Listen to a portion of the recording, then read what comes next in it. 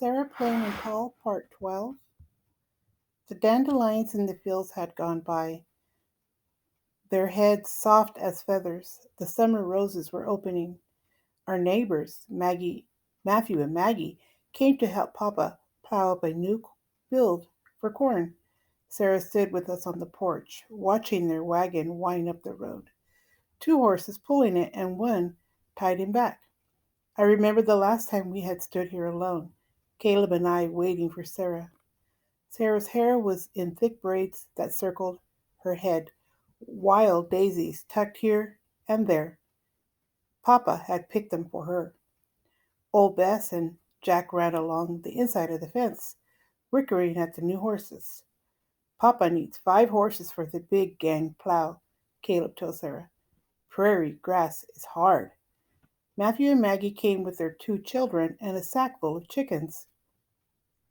Maggie emptied the sack into the yard, and 3 red banty chickens clucked and scattered.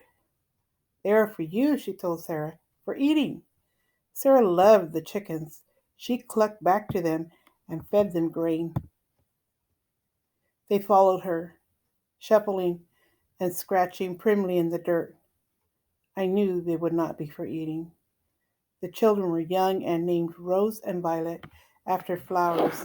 They hooted and laughed and chased the chickens, who flew up to the porch roof, then the dogs, who crept quietly under the porch. Syl had long ago fled to the barn to sleep in cool hay. Sarah and Maggie helped hitch the horses to the plow. Then they set up a big table in the shade of the barn, covering it with a quilt and a kettle of flowers in the middle. They sat on the porch while Caleb and Matthew and Papa began their morning of plowing. I missed Biscuit Dough just inside the door, watching. You are lonely, yes? Asked Maggie in her soft voice.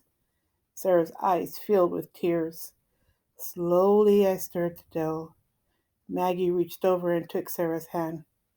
I miss the hills of Tennessee sometimes, she said. Do not miss the hills, Maggie, I thought. I miss the sea, said Sarah. Do not miss the hills, do not miss the sea. I stirred and stirred the dough. I miss my brother William, said Sarah, but he is married.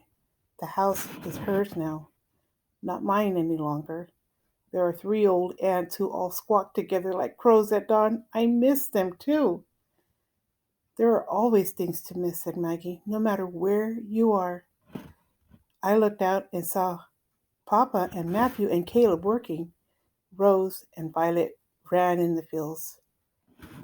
I felt something brush my legs and looked down at Nick, wagging his tail. I would miss you, Nick, I whispered. I would. I knelt down and scratched his ears. I miss Mama. I nearly forgot, said Maggie on the porch. I have something more for you.